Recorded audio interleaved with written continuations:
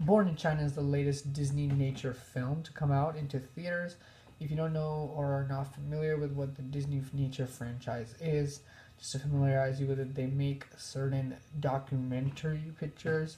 They're really just nature footage put with Disney-ish commentary where everything is supposed to have a personality and everything has a name.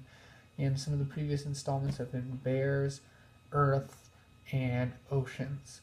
And the much more popular chimpanzee movie was just called Chimpanzee. And these movies have been coming out for a while now. So I went to see the newest one, Born in China.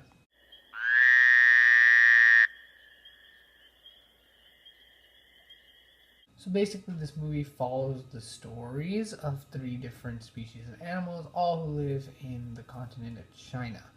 And the way these films work is that they'll show the animals and the footage is amazing. And the places they go, the locations, and the time and effort that it takes to get this footage is truly amazing. I really love going to see these movies in theaters and supporting them because of the footage that these guys are able to capture. The raw footage in this film is absolutely amazing. And that is one of the major reasons that I recommend people to go out, take some time out of their day and see these Disneynature films because they're a very different sort of cinematic experience where you get to see a documentary on the big screen, and that's something that is quite failing nowadays. These movies do not do well at the box office. But I just want to talk about some of the things that I really don't like about this movie in particular, and some of the things I just in general really don't like about the Disneynature franchise. To start off, the editing in this movie is very poor. We follow different animals and the transitions are very unsmooth. Basically, it's the narrator almost literally goes, "While we're here, let's also take another look at this animal." And it's really cheap and it's really lazy. And the editing is really poorly done as we're jumping around back and forth from these different animals, and you're already having a hard time keeping track of the 50 different names that they've given to these animals. It gets a bit difficult. And what this narration, this Disney-fied narration does to this movie is kind of remove that realism that should come with this sort of a film where you're getting to see something on the big screen that's more fact-oriented. And this Disney narration really bogs these kind of films down, and in particular, the Disney narration I felt really bogged this film down.